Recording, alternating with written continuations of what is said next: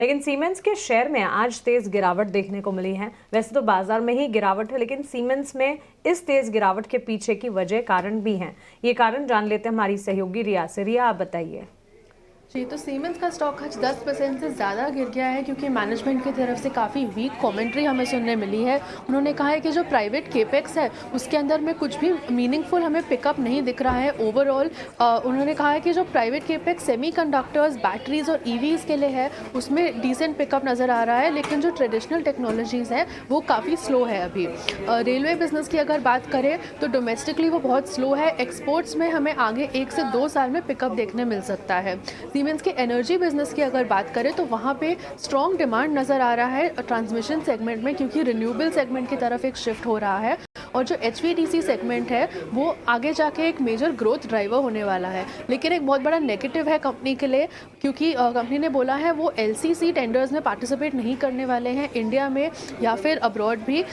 वो लोग सिर्फ VSC या फिर वोल्टेज सोर्स कन्वर्टर सेगमेंट में पार्टिसिपेट करने वाले हैं। करंटली जितने भी प्रोजेक्ट्स हैं वो LCC पे बेस्ड है और VSC प्रोजेक्ट्स बिल्कुल भी सिग्निफिकेंट नहीं है, तो ये कंपनी के लिए बहुत बड़ा नेगेटिव है। और दूसरी कंपनी जैसे कि हिताची इंडिया और GE वर्नोवा TND, इनके लिए ये पॉजिटिव साइन है क्योंकि सीमेंस अब कंपटीशन में नहीं है। अगर कंपनी की डिजिटल इंडस्ट्रीज बिजनेस को देखें तो वहाँ पे भी काफ़ी सारे हेडविंड्स नज़र आ रहे हैं और इस क्वार्टर में हमें मार्जिन्स में भी डिक्लाइन देखने मिला है, लेकिन आगे जाके ये बिजनेस थोड़ा सा रिकवर कर सकता है। जब जो डी स्टॉकिंग एक्टिविटीज़ है वो जब खत्म हो जाए तब रिकवरी देखने मिल सकती है। तो ओवरऑल कमेंट्री बहुत नेगेटिव नज़र आई है।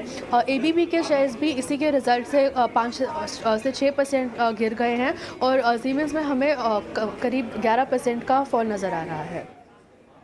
दैट रिया, तो ये सारी रीजंस हैं और मैनेजमेंट की कमेंट्री के बाद हम देख रहे हैं कि सीमेंस के स्टॉक प्राइस में भारी गिरावट देखने को मिल रही है। ऑलमोस्ट 10% गिरावट के साथ 6,895 के स्तर पर ये स्टॉक ट्रेड। तेज पिटाई हो रही है।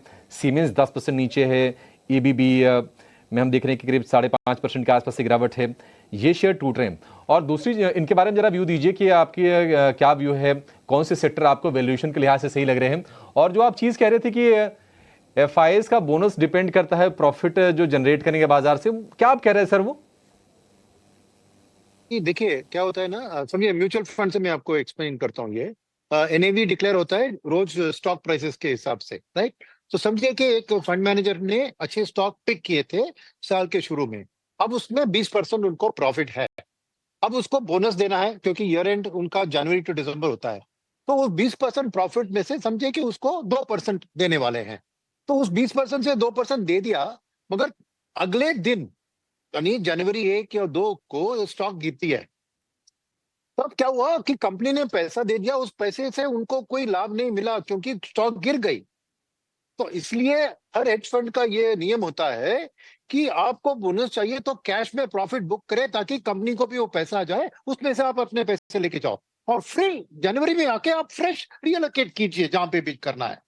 तो ये चीज के कारण ही हम नॉर्मली नवंबर दिसंबर में एक gradual selling of FIs hedge fund, ठीक है, लॉन्ग टर्म जो है ना, sovereign wealth fund, pension fund, insurance fund या म्यूचुअल फंड, ये भी उनके लिए कोई प्रॉब्लम नहीं है क्योंकि उनका एक कंटिन्यूअस रोलिंग ट्रैक रिकॉर्ड होता है। हेज फंड शॉर्ट प्लेयर होते हैं, 3 महीने से लेकर 1 साल 1.5 साल तक वो कॉल्स लेके प्रॉफिट बुक करते हैं और उनका रूल होता है 220, यानी 20% of the profit they make, उनको 2% मैनेजमेंट फी वो हेज फंड चार्ज करेगी। तो ये बात में अगर वो किसी शेयर में प्रॉफिट है और उसको क्योंकि लॉस में चला गया तो उसको बेच के क्या फायदा, लॉस से उसको बोनस नहीं मिलने वाली है। तो जो भी शहर या जो भी देश, क्योंकि हेज फंड्स मल्टीपल देश में अपना कारोबार चलाते हैं और स्टॉक मार्केट में निवेश करते हैं, जिस देश में उनको पैसा बना है वहां पे कुछ प्रॉफिट बुक या उस कैश प्रॉफिट से ही उनकी बोनस कैश में पे जाती होती है। तो ये एक हर साल इसको कहते हैं दिसंबर इफेक्ट, और ये जनवरी में जब ये वापस आते हैं क्योंकि फ्रेश कैश पड़ा होता है, फ्रेश एलोकेट करना है, तो जनवरी इफेक्ट के कारण मार्केट बढ़ता है। ये हर साल इसका होता है। कोई थोड़े आगे पीछे कर लेते हैं, कोई बोलता है कि दिसंबर में सभी बेचेंगे